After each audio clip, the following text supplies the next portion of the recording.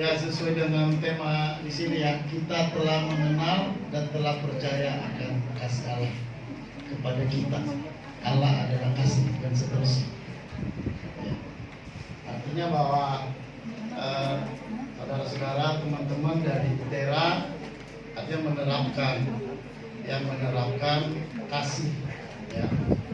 Apa yang saudara buat itu artinya ekspresi daripada kasih. Ya, kasih yang sudah diterima.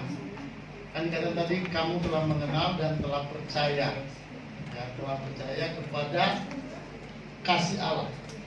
Ya, kasih Allah itu apa? Nah, itu sebenarnya kasih Allah itu adalah Kristus. Ya, kata karena begitu besar kasih Allah akan dunia sehingga yang mengaruniakan anaknya yang tunggal.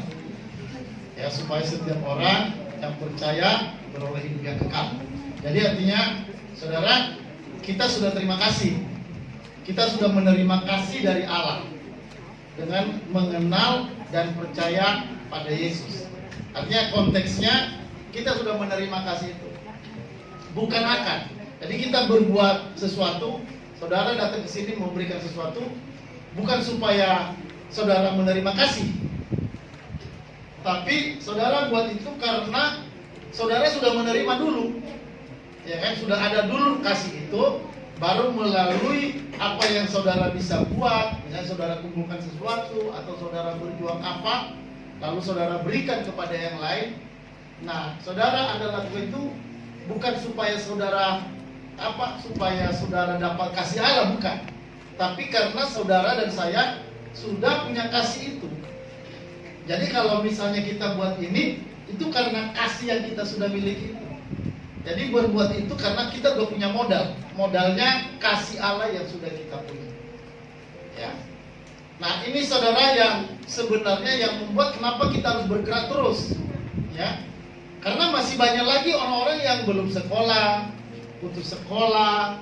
Apalagi misalnya kalau kita lihat Papua, ya Nias itu banyak sekali anak-anak yang tidak sekolah. Nah, saudara, ini adalah saatnya buat kita untuk membuktikan bahwa kita itu punya kasih. Ya, ingat sekali lagi bahwa kita melakukan ini bukan untuk supaya kita dapat kasih, bukan. Tapi untuk membuktikan bahwa kita sudah punya kasih. Karena kita sudah punya kasih, maka kita bergerak. Jadi saudara sudah punya kasih yang besar di dalam diri kita. Itu kasih Allah itu sangat besar. Kalau sampai saudara kenal Yesus, itu kasih yang besar. Itu harta yang besar. Itu lebih besar dari harta apapun. Misalnya pun nanti saudara jadi sarjana, saudara jadi pengusaha, jadi dosen, itu nggak ada apa-apanya dibanding kasih Allah yang kita punya itu. Nggak jadi dosen pun misalnya, nggak jadi pengusaha pun misalnya, tapi saudara sudah memiliki harta yang sangat indah yang nggak bisa diberikan oleh dunia pada kita, yang nggak bisa diberikan oleh kampus pada kita, ya, yang nggak bisa diberikan oleh orang tua pada kita. Ya, dan itu hanya karena kita mengenal Yesus. Dan kenapa sampai kita bisa kenal Yesus? Apa mungkin saudara bilang, oh, karena saya kan percaya pada Yesus. Saudara, kalau saudara sampai kenal Yesus, itu juga karena karunia. Karena tidak semua orang bisa percaya pada Yesus. Mereka sudah tahu Injil, mereka dengarkan Injil, tapi kenapa nggak percaya? Kenapa kok mereka dengarkan Injil? Ya, tapi kenapa nggak percaya? Nah, persoalannya karena itu juga Tuhan tidak memberikan kasih itu kepada mereka.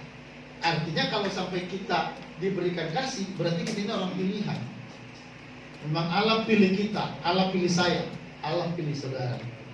Makanya firman Tuhan berkata kita adalah umat pilihan. Jadi kita ini bukan orang sembarangan. Jangan bilang Allah siapakah aku ini? Ya, nggak berguna, aku ini nggak berguna, aku ini nggak ada apa-apanya. Nah, saudara itu orang pilihan. Mau saudara datang ke sini nggak punya uang, mau saudara tidak punya harta, tidak punya tanah, tapi yang jelas saudara adalah orang pilihan Allah. Artinya mata Allah itu yang memandang kita dengan kasihnya dan yang pilih kita untuk kita bisa menerima anugerah. Dikatakan tadi kita telah mengenal dan telah percaya pada kasih Allah. Nah, kenapa bisa mengenal dan kenapa percaya? Kan banyak orang Esau saja kan terima. Yang menerima kasih Allah kan yakin. Nah, kenapa dalam saudara kembar saja yang menerima hanya satu orang. Itu padahal saudara kembar. Yang Esau tidak diberikan itu. Makanya kita berkata, Allah bermurah hati kepada siapa? Kepada Yakub dia bermurah hati, tapi kepada Esau dia benci. Nah, mungkin kalau dengar benci itu kan, wah, kayaknya Allah itu murka amat ya. Enggak, saudara, memang Allah itu tegas, dia itu adil. Halo, amin. Nah, mungkin selama ini kita hanya kenal kasih Allah, tapi juga harus tahu bahwa Allah itu juga adil. Jadi Tuhan itu penuh kasih, tapi perhatikan juga dia punya kekerasan. Ya, orang yang percaya itu Allah keras, dia akan masukkan ke neraka. Halo, amin. Nah, makanya kalau sampai saya dan saudara bisa kenal Yesus, bisa percaya Yesus, itu luar biasa. Karena Anda di mata Allah adalah miliknya Tuhan, emas-emasnya Tuhan, umat kesayangannya Tuhan. Jadi saya dan saudara sudah memiliki segalanya. Halo, amin. Karena saudara sudah mengenal kasih, mengenal percaya pada kasih Allah itu, maka mari, ayo gerak, lakukan sesuatu untuk mengasihi. Jadi mengasihi itu karena saudara sudah punya kasih. Jangan kasih itu sudah ada. Ya, kita ini gudangnya kasih Allah. Halo, amin. Ya, itu kita ini gudangnya kasih. Nah, banyak orang Kristen hari ini nggak bergerak apa-apa, hanya jadi penonton saja. Ya, hanya jadi penonton, nggak buat apa-apa. Saudara, Anda dan saya gudangnya kasih, ya, bukan gudang garam. Amin. Iya kan? Gudangnya kasih. Makanya buat sesuatu, ini waktunya. Ya, karena apa yang kita buat, sebenarnya kalau saudara dan saya sudah terima kasih, ya, maksudnya sudah menerima kasih Allah. Artinya begini, kita itu sebenarnya kalau sudah terima kasih Allah, artinya kita nggak mungkin bisa masuk neraka. Halo, amin. Kalau saudara bilang udah terima kasih, udah menerima kasih Allah, tapi Anda masih bilang saya ke neraka, berarti Anda belum terima kasih Allah. Karena kasih Allah itu kan kasih yang menyelamatkan. Kasih Allah kan itu dia membayarnya dengan darahnya. Dan kalau memang dia sudah bayar dengan darah, nah berarti orang yang dikasihinya udah pasti harus selamat. Kalau bisa saudara dan saya masuk neraka suatu saat, padahal itu udah bayar, wah, apa nggak Allah marah kalau kita masuk neraka? Siapa yang masukin dia ke neraka? Tarik lagi. Halo, amin. Nggak bisa, nggak bakalan bisa. Tapi persoalannya, apakah sudah kena Yesus belum? Ya kan, di sini kan kita telah mengenal. Kata kenal itu kan bukan hanya kenal presiden, tahu-tahu presiden, kan itu namanya kenal juga. Tapi ini kenal itu jelas punya hubungan. Artinya kita kenal Yesus itu secara pribadi. Makanya Allah kita itu kan 3 pribadi. Pribadi itu artinya kita punya hubungan, kita punya persekutuan, kita kenal dia. Bukan hanya kenal dia sebagai penyembuh, bukan hanya kenal dia sebagai yang maha ajaib. Tidak, tapi kita kenal dia sebagai Tuhan dan Juru Selamat. Halo, amin.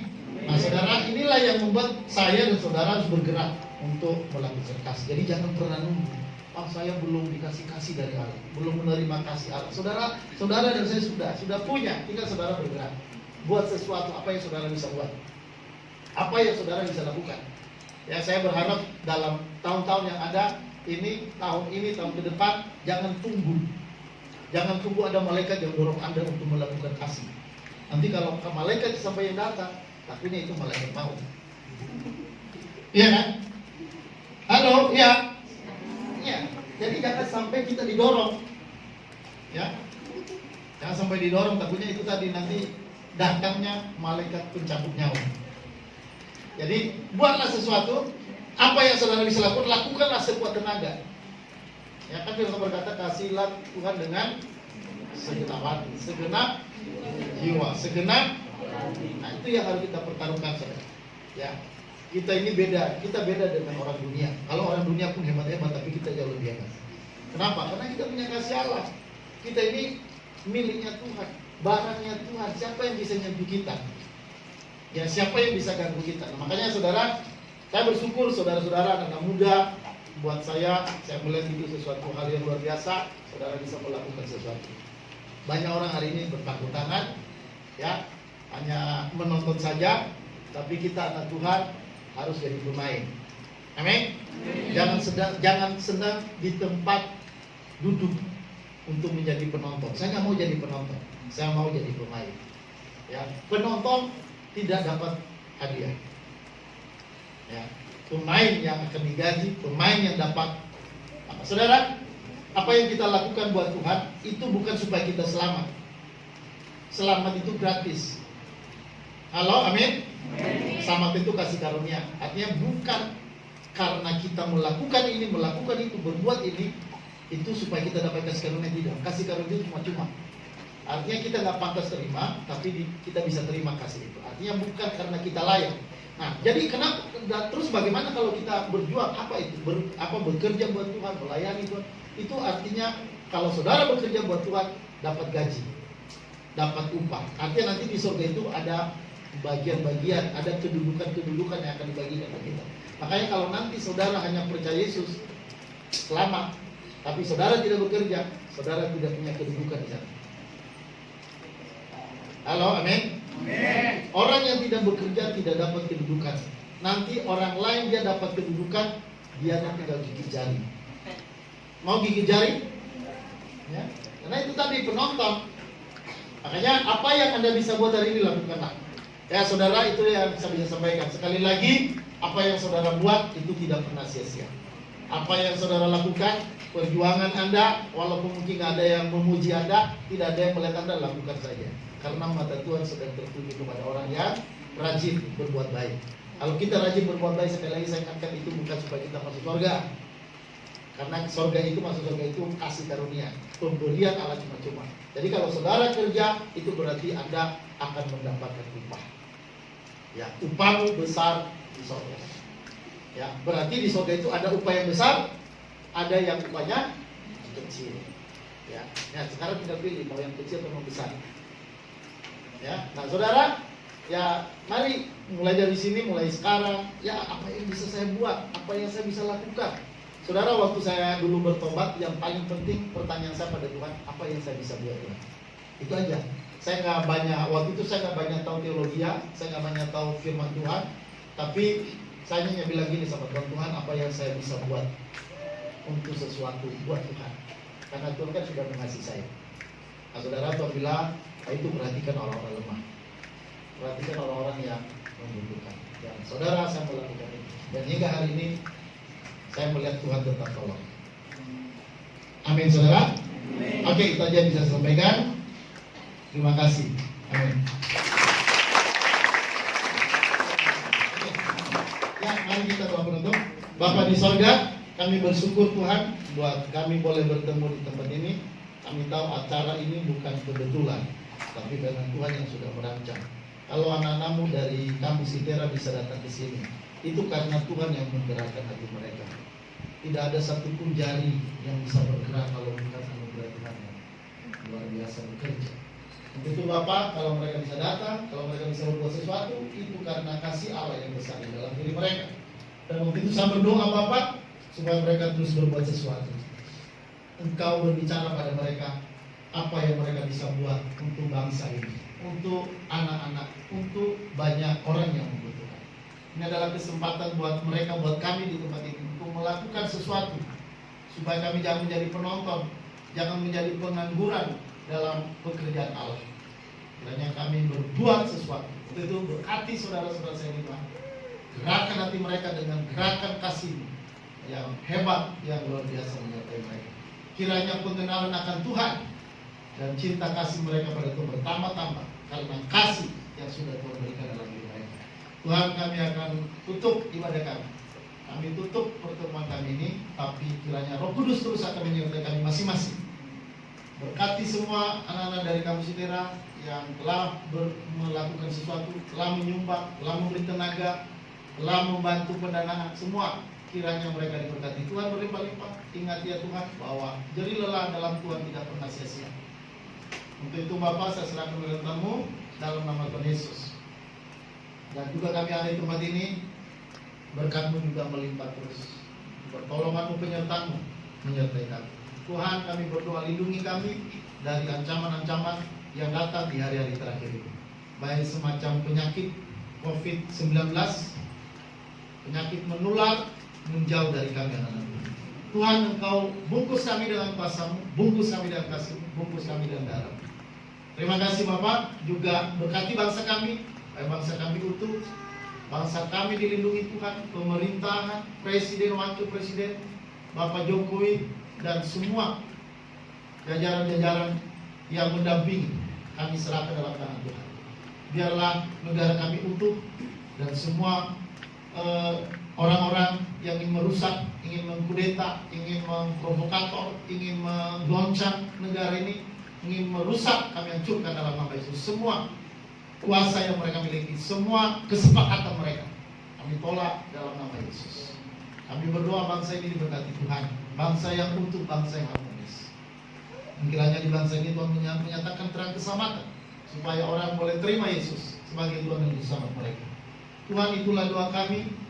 Semua doa, semua yang sudah kami lakukan, semua kami persembahkan bagi kemuliaan nama Tuhan. Dalam nama Yesus. Kasih Allah Bapa, anugerah dari Yesus, persekutuan Roh Kudus menyertai kita semua sampai sudah kali ini. Yang percaya katakan.